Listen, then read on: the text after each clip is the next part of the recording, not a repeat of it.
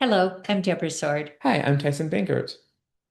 Tyson, we were talking about uh, a spectrum of harm, Hmm hmm and this comes from your work in transformative justice hmm and and my work as a criminal defense lawyer way back when the world was young. So we both have this kind of hmm experience. hmm And in the conflict management world, there's the concept of escalation. hmm So at one end, there might be we miscommunicated, we misunderstood each other. It was a temporary contradiction, but we've sorted it out. And at this end, the far extreme harm end is abuse. And we're Yeah, talking verbal abuse only because physical abuse is quite outside right.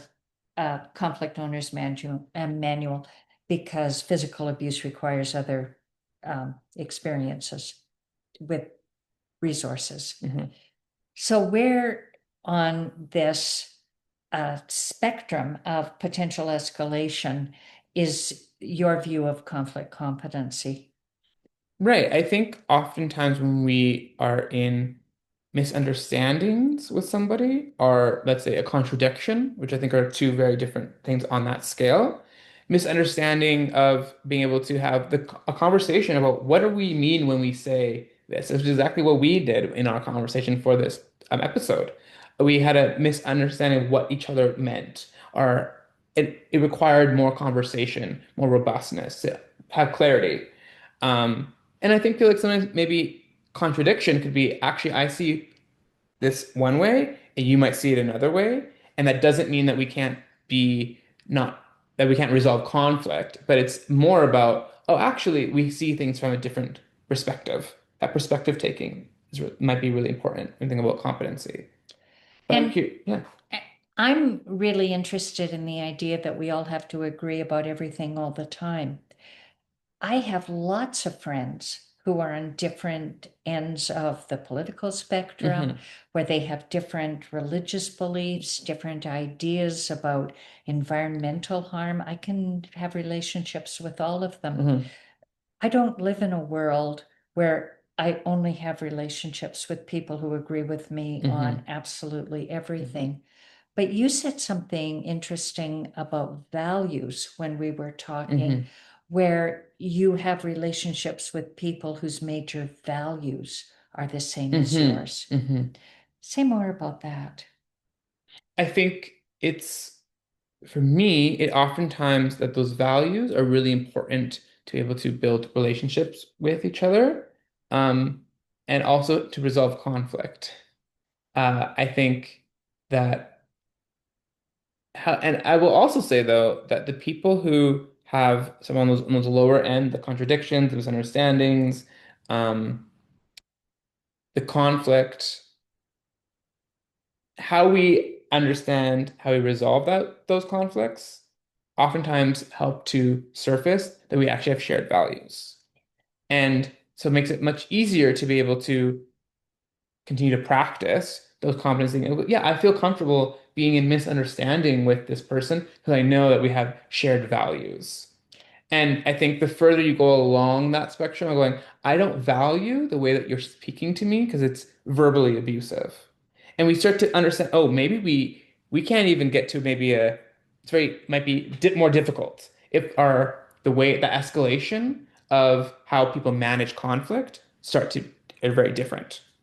So, if I understand you, as an example, the friend I have who hates going to movies, hmm I will do something else with that friend. I won't ask that friend to go to a mm movie with mm me, but hmm that's not a value. That's a preference. Right, yes. So I might have a friend who disliked a book I loved and recommended, and I might apologize for recommending a book hmm that they didn't enjoy. But again, that's a preference, not a value. So some of this is understanding on this escalation scale, where is it a value difference hmm and where is it a preference or a worldview difference? And I like having friends with different preferences and different Mhm, worldviews. I, mhm, I learn from the differences. And when you're talking about harm from the differences, mhm, to me, there's an objective test and a subjective belief. mhm, Have I been harmed? Do I deserve an apology mhm, for a perceived harm? Well, if the other person doesn't think there's harm, mhm, is there an objective test? mhm, Or do we each live with our subjective belief? One, no, I didn't harm you, and the other saying, I feel harmed. mhm. And sometimes, again, as you say, that requires a conversation. If my subjective belief is I was harmed, let's talk about my reason for believing that and get to pass the preferences to the values. And what is really, I think, important for people who are listening potentially is that this glossary or an understanding of just being in relationships with other people is a much more maybe more complicated sometimes, harder way to approach and thinking like, okay, where are we? Are we in a misunderstanding? Are we in like where are we along that spectrum? Than thinking all or nothing, which oftentimes is where we feel that urge to go, you know what, this just is uncomfortable for me. And I think what we want to share for us is you have the competency skills to reflect and think about where is that relationship? What are those preferences? Where, how do we, all of that minutia of being in conflict with somebody versus it feeling like, you know what, I'd rather just disengage. And I think that for me is why it's so important to be able to provide people with some thoughts or framings to think about like what is it that we're actually in and being able to what are the appropriate solutions or tools that we might be able to need when we are in conflict along that spectrum. What do we need to escalate? What maybe what are some things that we yeah, I don't need to escalate this because it's not that kind of conflict.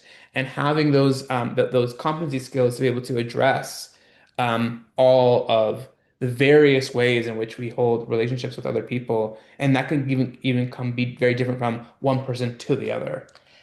And the conflict competency as well is the self-awareness Hmm. of what I need, what I want, what is important to Hmm. me, and to understand this spectrum on the escalation scale.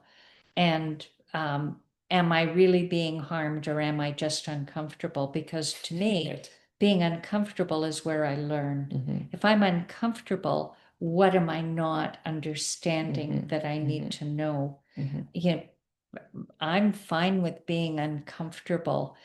Um, get me out of my comfort zone and I Yes. learn better. I learn more. And the last point is context. When you're talking about relationship, not every relationship is the same. I have a good friend where we can fight, but we remain friends because the context of our relationship is that we know at our core we care about each other profoundly. That value, yeah. Yeah. And I would just add, I think one thing that the word that you used earlier before our conversation was agency versus being, I can't do anything about this. I'm disempowered. What we're sharing, I think, today is a little bit more about you have the ability and agency to understand and figure out what makes the most sense and have those conversations to address the conflicts that you're having with somebody versus feeling like you can't. And so even though the reaction might be to just pull out of that interaction, you actually can do that. And so we really believe that everyone is able to do that. So thank you so much for listening.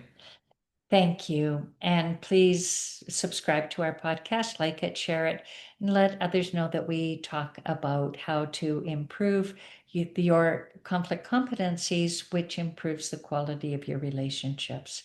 Thank you.